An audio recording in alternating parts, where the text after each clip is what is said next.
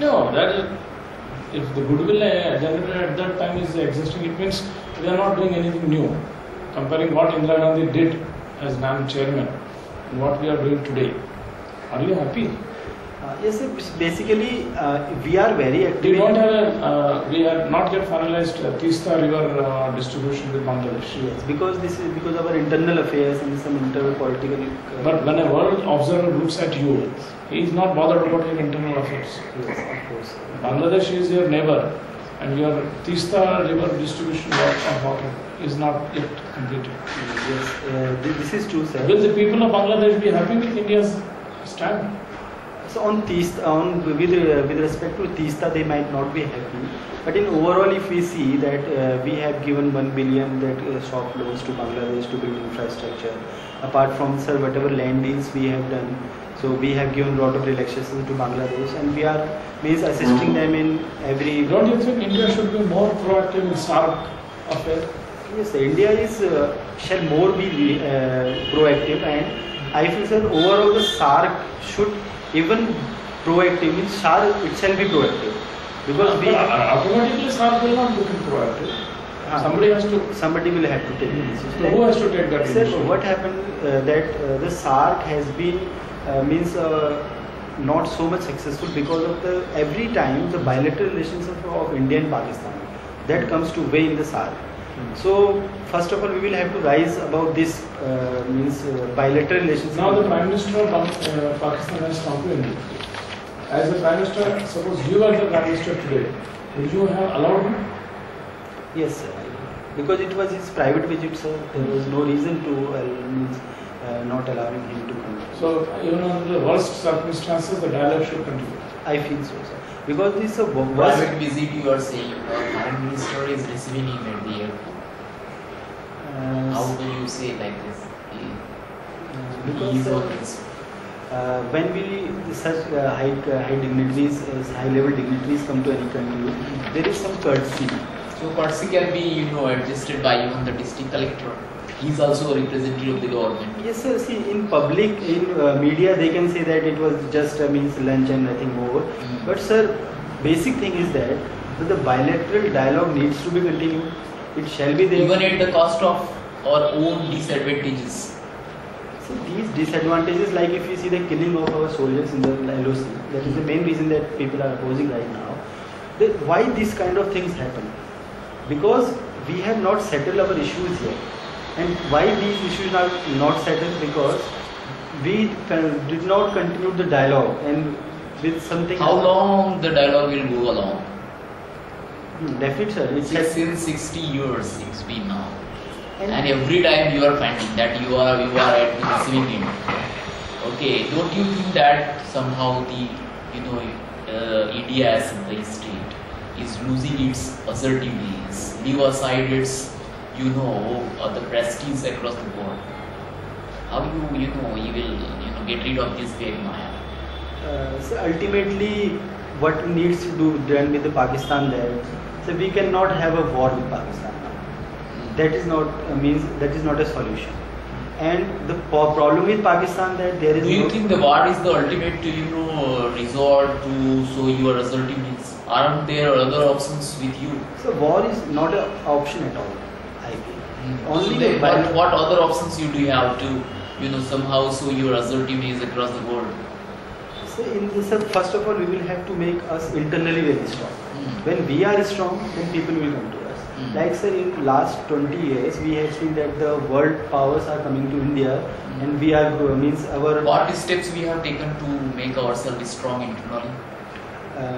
I think so. The economic reforms that we took after 1991, and after that we opened the market, that definitely make us economically very strong. And one of the most important points that today we are recognized in the world stage because of our economic growth after 1991.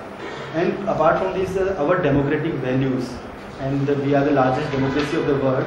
And anyway, in spite of that much diversity and so much constraint, we maintain the standards of democracy. And I think this was the second thing. These two things that made us. Do you think that only the financial and economic strength will give you internal security? Or what else are the other factors? So this is the means internal democracy what I am talking on the economic strength. These two things are most important, and means these two things are needed, because the poor and the, like what is if you see the Naxalism, somewhere it is a development related to problem like development. Now, how you are somehow relating the problem of Naxalism with your external relations?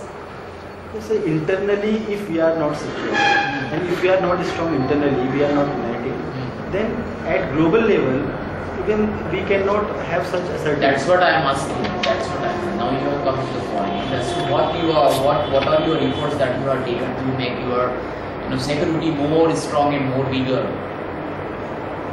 So my answer again like the same, that economically we are like inclusive. We are focusing inclusive growth. What is inclusive growth? So inclusive growth, sir, whatever development and the growth that. Can you give me an example? Okay, sir. The poor in India, they must get the benefit of the development process. This is inclusive growth. Okay. Now, sir, on the part of the government, we have launched many programs, like sir, MNREG. That is one of the program. That is rural employment. That is somehow it is bringing people about the. That most of the social security program like Sarv Shiksha Abhiyan. Apart from this, give me an example where the growth is inclusive. On what he has asked.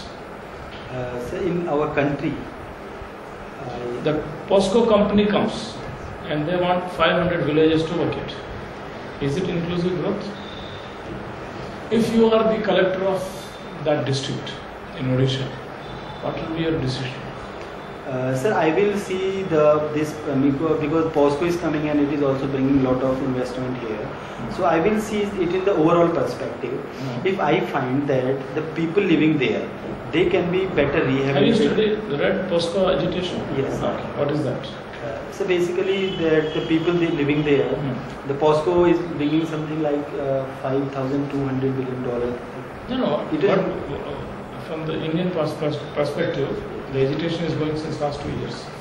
And what is the say of the villagers? Because a large number of tribal people are living in this region, and they have the centuries of right over their forests. Yes. Now, as a district collector, what should you suppose you are the district collector today of that district? What will be your approach?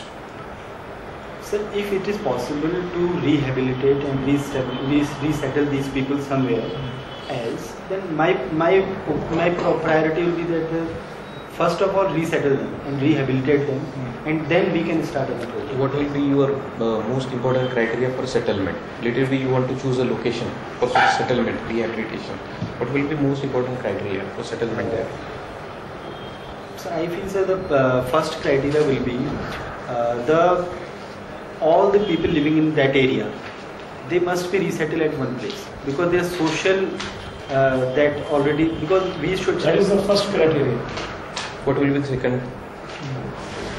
So employment or livelihood, I must say. Okay, please, livelihood. Suppose there is a farmer who has 2 acres of land there, just 2 acres. Okay? What will be your alternative livelihood for him? Sir, like in such programs, in my opinion, they shall be given some partnership or some share of the project, like employment to any individual from the family. In that POSCO company. In POSCO company, one thing. And of course, if there is 2 acre land and it is irrigated or non-irrigated, we have to see this. And the same amount of land shall be given. Then build proper housing facilities shall be given. Does the government do it now these days? So in some occasions they do it. Not now. Not in all. And that's what creates nationalism.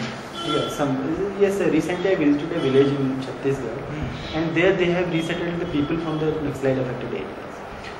But at this point, they have given good all facilities, housing and all sanitation facilities, land has been given, but it do not happen at all the places. So as a district collector, it is the responsibility of the collector to see that everybody is able to live properly. Yes. And today we are not doing it correctly. To some extent, we are. Now there is a tribal person, a group of tribals who were mainly dependent on the sanctuary. They were collecting some timber or some smaller goods from forest. Now, what will be their alternate employment at this place, a new place? Yeah, sir, because sir, they are not means they have not well educated, so they cannot get a good job in the POSCO itself. So they will employ them as a labor only.